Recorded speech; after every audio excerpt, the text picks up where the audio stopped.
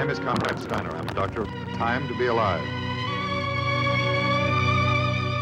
Guardian of birth, healer of the sick, comforter of the aged.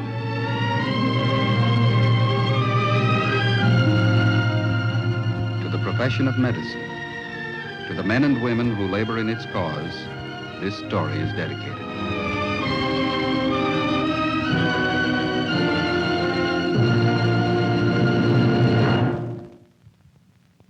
Medic, a presentation of the Dow Chemical Company.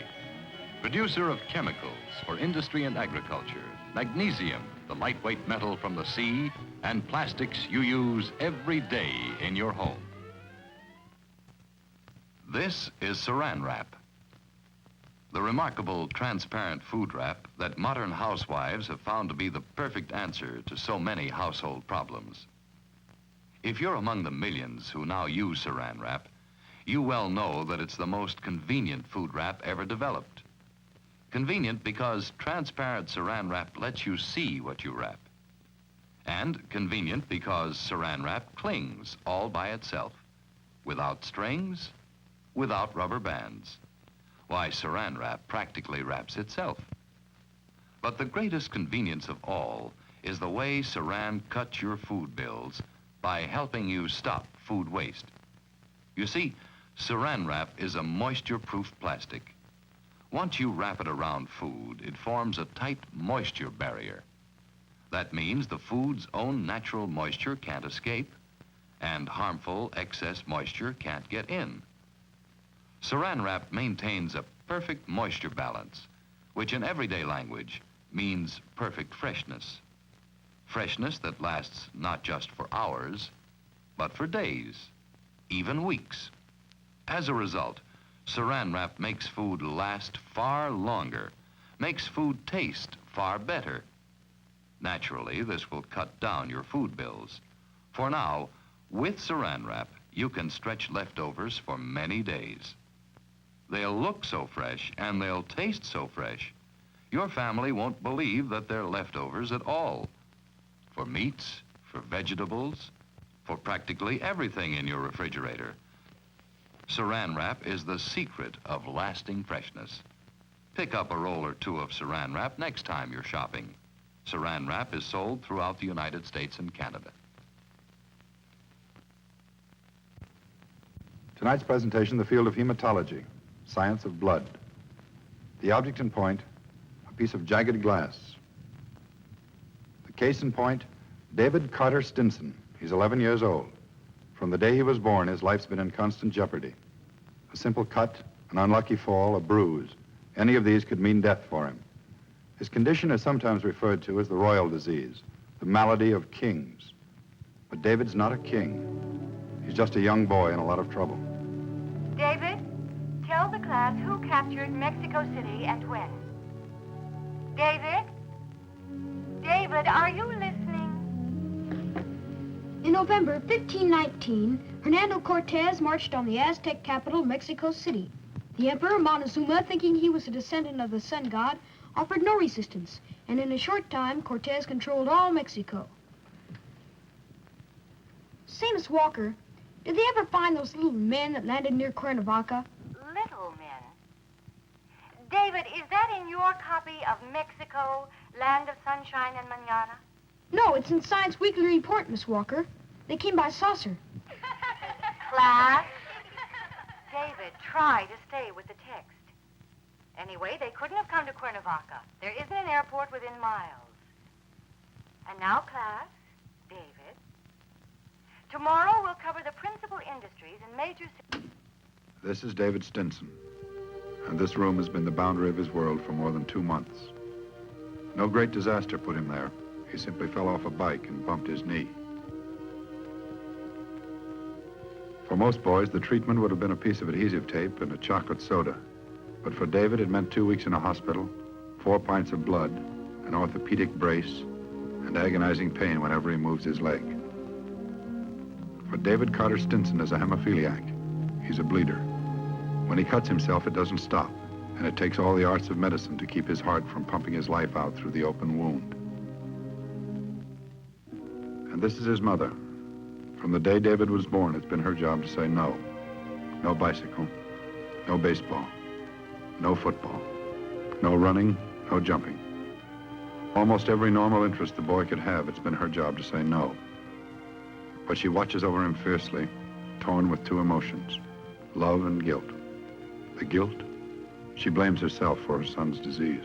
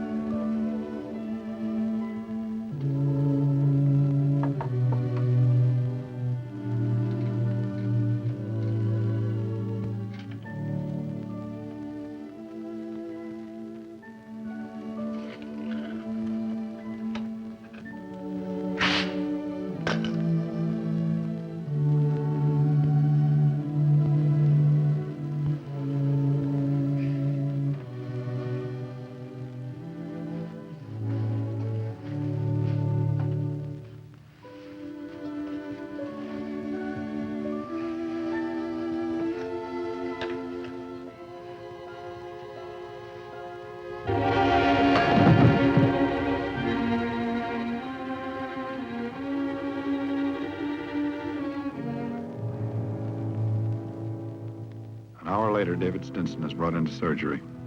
The radial artery in his left forearm has been cut, and he's sustained lacerations around the mouth and chin. The impact of his fall has also re-injured his left knee, causing internal hemorrhage around the joint. He's lost considerable blood. On arrival at the hospital, he was given 2 units of antihemophilic plasma. He's approaching shock. Blood pressure 70/40. Pulse, 160. The cut in his arm is sutured and a pressure bandage with fibrin foam applied. His face presents another problem. The lacerations are not as deep and can be easily sutured, but the application of a pressure bandage is extremely difficult in this area. Because the patient is a known hemophiliac, a cross match is run immediately and 6 units of fresh blood are ordered. The blood must be fresh, for the vital protein antihemophilic factor, which is lacking in the patient's blood, the same protein which causes normal blood to coagulate, loses its effectiveness 24 hours after it's taken from the donor. In order to ensure a sufficient supply of fresh blood on hand, a call is sent out to all available sources in the area requesting blood of the patient's type. Meantime, outside in the hospital corridor, David's family waits, hopes, and prays. His father, mother, his sister. Her name's Flora. She's 21 years old. She's engaged to be married. Like her parents, this is hardly a new experience for her. She's been through it time and again. And with each new episode, a growing fear takes hold in her mind. A fear not only for her brother, but for herself.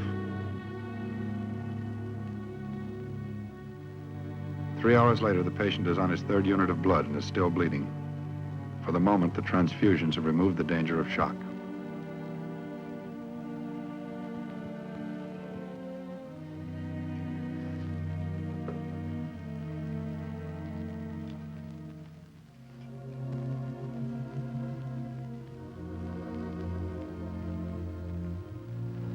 This makes 1,500 cc's. He's a sick boy. Seems there's enough AHF in the blood we've given him to induce clotting. Well, it's not quite that simple, Carl. Hemophiliacs not only lack the AHF factor in the blood, they tend to resist it. Sometimes one of them will build up antibodies that fight it, the one thing that can save their lives. I heard about a patient that took 30 transfusions, was still bleeding when he died. What about isolating the AHF? I mean, so it could be administered in massive doses. Has anybody tried it? No, it's been tried experimentally. It's not too reliable yet. So far, the best we've got is fresh blood and plasma. All we can do is what we are doing. I talked to George Fletcher, the hematologist. He agrees with the procedure we're following. If you want me for anything, I'll be outside getting a history from the parents. Tell him I'll be out as soon as I can. Right. Dr. Steiner, look at this.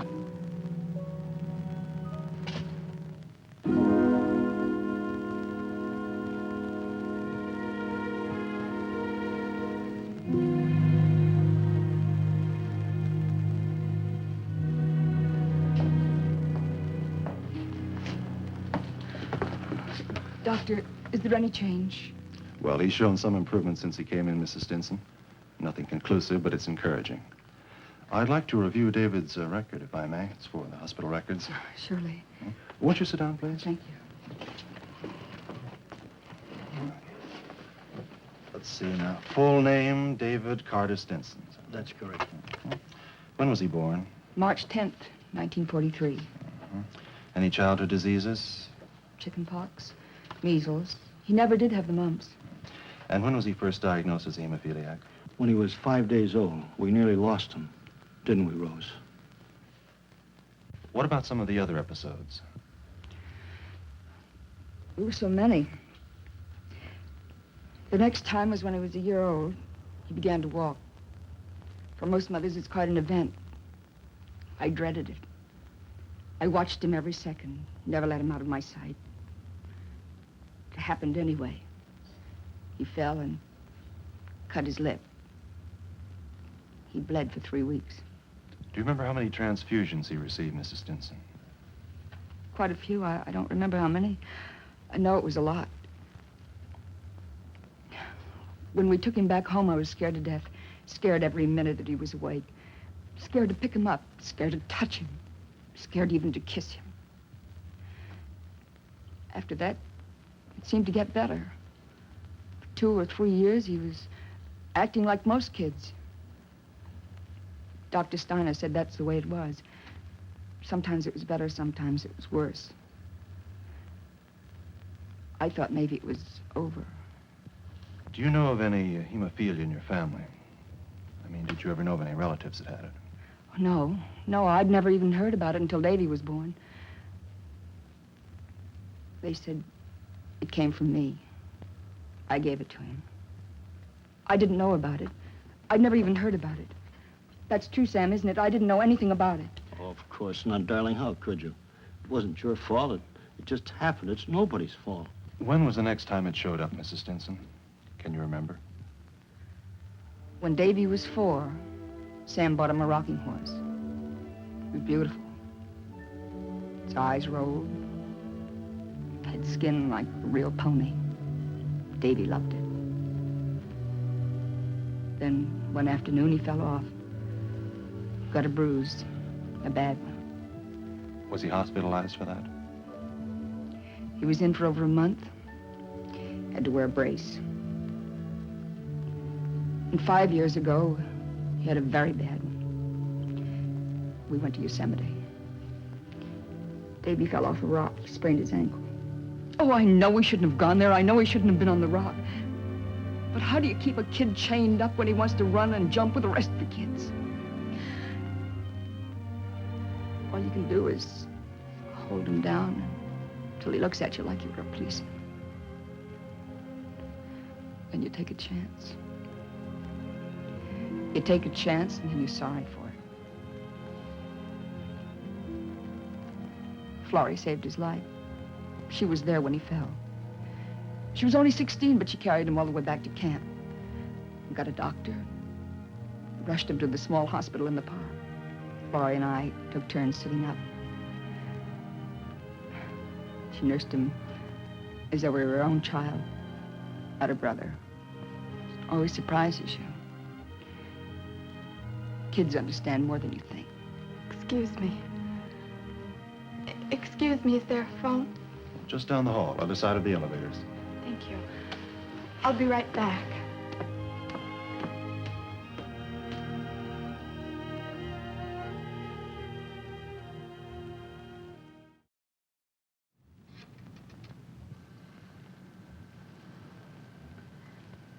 Jimmy, this is Florrie. I'm still at the hospital. Yeah. I've got to see you, Jim. I've got to see you right away.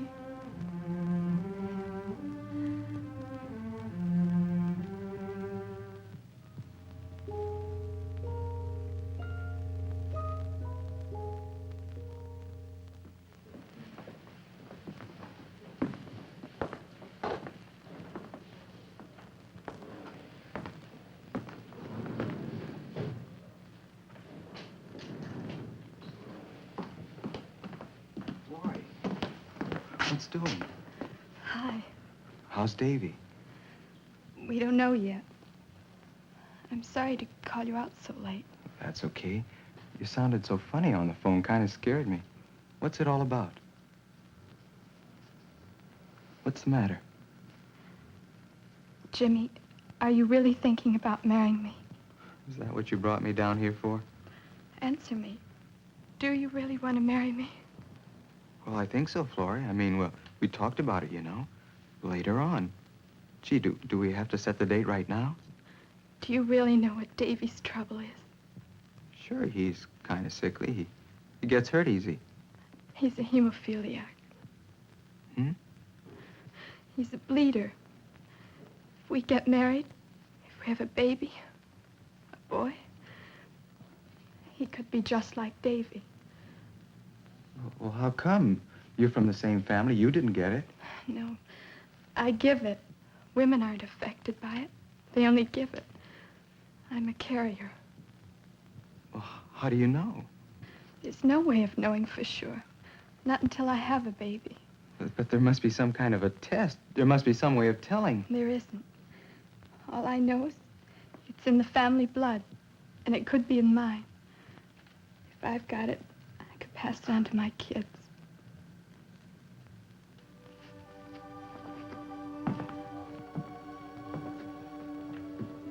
Florrie. You're probably worrying about nothing. You're probably perfectly all right. And if I'm not, would that be all right with you? Spend your life in hospital hallways. Have a kid you can't have any fun with. Watch him every minute of the day and night. Is that all right with you? Talk to my father. Ask him what it's like. Ask him how many times he's gotten phone calls at work.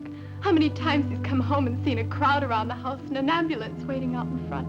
Ask him how many nights he's slept in hospital waiting rooms like he's doing tonight. Sure, he wanted a son. It's what he always wanted. We finally got one. Davy. And what is he? A little kid.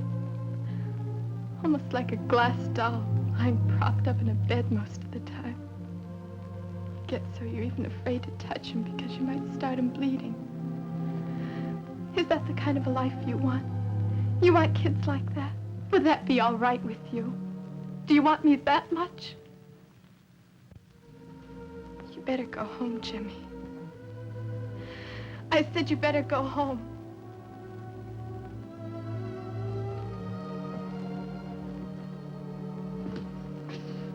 You're all wrong.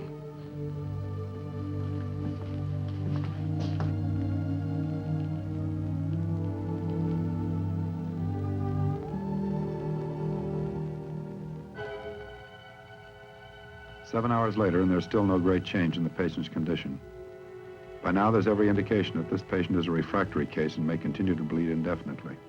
Blood pressure, 120/80. Pulse, 90. Both stable for the last 4.5 hours. Transfusions of whole fresh blood continue. If they were to be stopped, it would be only a matter of time before the patient went into shock and died from loss of blood.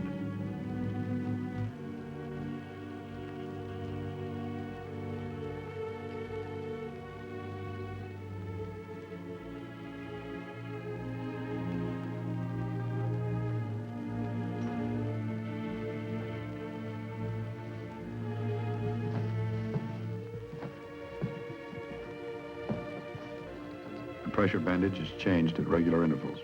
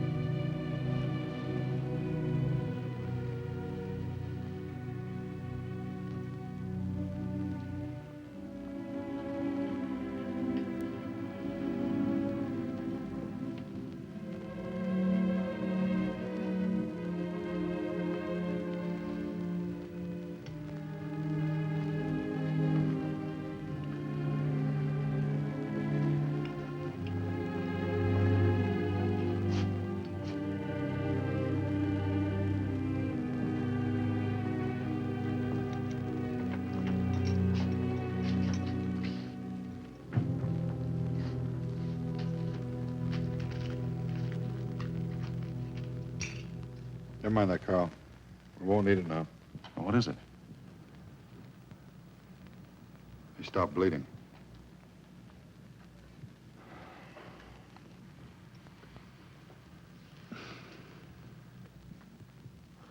He's so pale.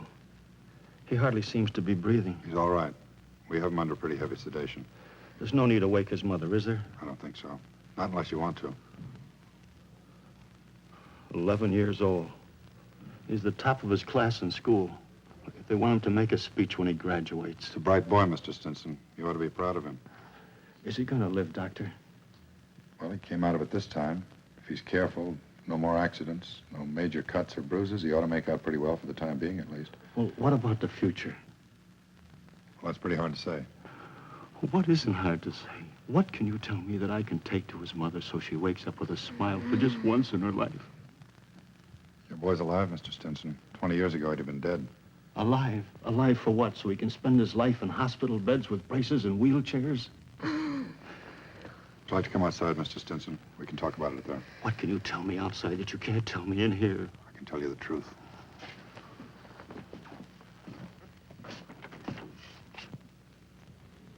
There's a man in Michigan and another one back in Massachusetts. They've isolated the protein in normal blood that your son lacks. There are a lot of problems with it. Maybe months, maybe years before it can be used clinically. But there it is. Somebody's doing something about David's trouble. Maybe tomorrow they'll find the answer. Maybe the day after. But they're going to go on looking for it. That's all I can tell you, Mr. Stinson. You've got a sick boy, but you're not alone with him. There are people working. They're only humans. They've got to do a lot of work before they finally hit on the right answer. But when they do, they come up with insulin, sulfa, penicillin, the mycin drugs. Tomorrow, maybe a year from tomorrow, the man in Michigan, or maybe the man back in Massachusetts, maybe they'll finally hit on the right answer. Kids like Davy can jump on their bikes and not worry about bumps and bruises. How about Davy? Does he have 5 years, Doctor? Maybe 5, maybe 50. You know, the graduation's in 2 weeks. He's supposed to make the speech. It's a big thing for him. Can he go?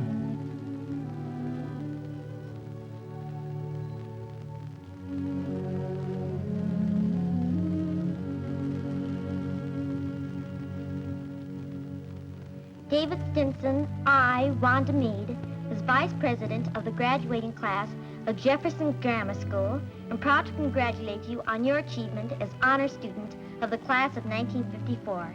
I now present our class president, Michael Elliott. David Stinson, I, Michael Elliott, as president of the graduating class of Jefferson Grammar School, am proud to congratulate you on your achievement as honor student of the class of 1954. Even though you were in attendance only 72 days during the school year, your record was outstanding, and you were chosen valedictorian by the students and teachers of the class. It is my privilege to present you with this award in token of your achievement. Thank you, Michael.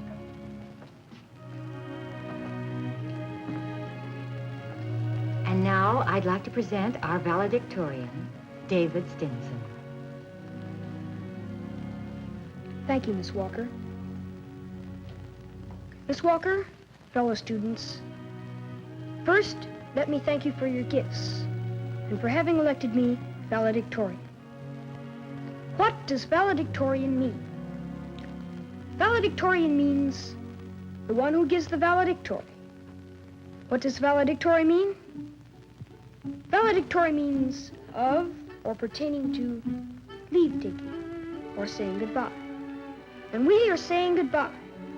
Goodbye to childish thoughts and actions, to jungle gyms and sandboxes. Hello to a new life of work and play at junior high. But we must be thinking of what kind of men and women we will want to be in the far future of 10 years from now. We must ask ourselves, what does the future hold for me?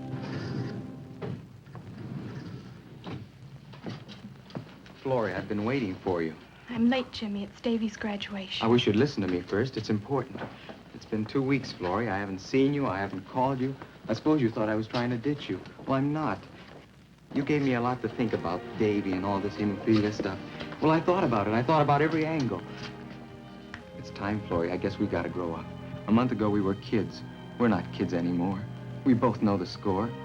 Well, that's all there is to it. I love you. I want to marry you. I want to have kids. I want to be with you. That's all I've got to say. What do you think? Well, I'm glad we got that settled. Which way's Davy's room? Come with me. And so, fellow students, I say this is the most exciting time to be alive. Each of us, in his own way, was prepared to face his own future. Yes, nothing is impossible for those who have faith in the future. Fellow classmates, the world is our oyster.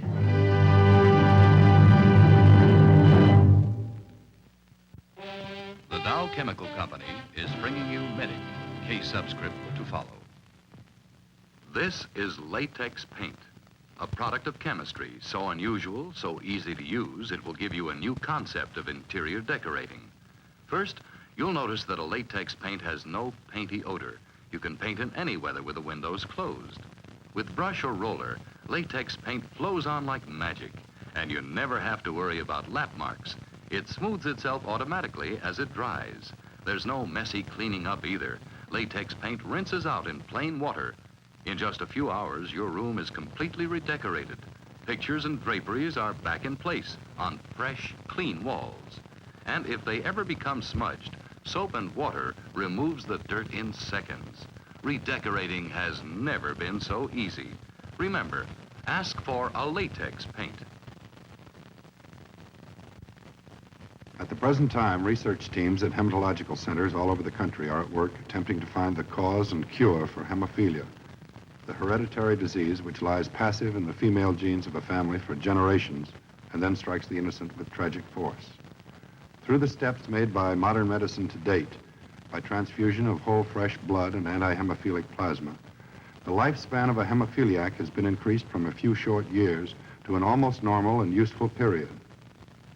There is no cure for hemophilia yet, but someday in the near future, a hemophiliac may be able to control his disease by injection, much like the injection of insulin for diabetes.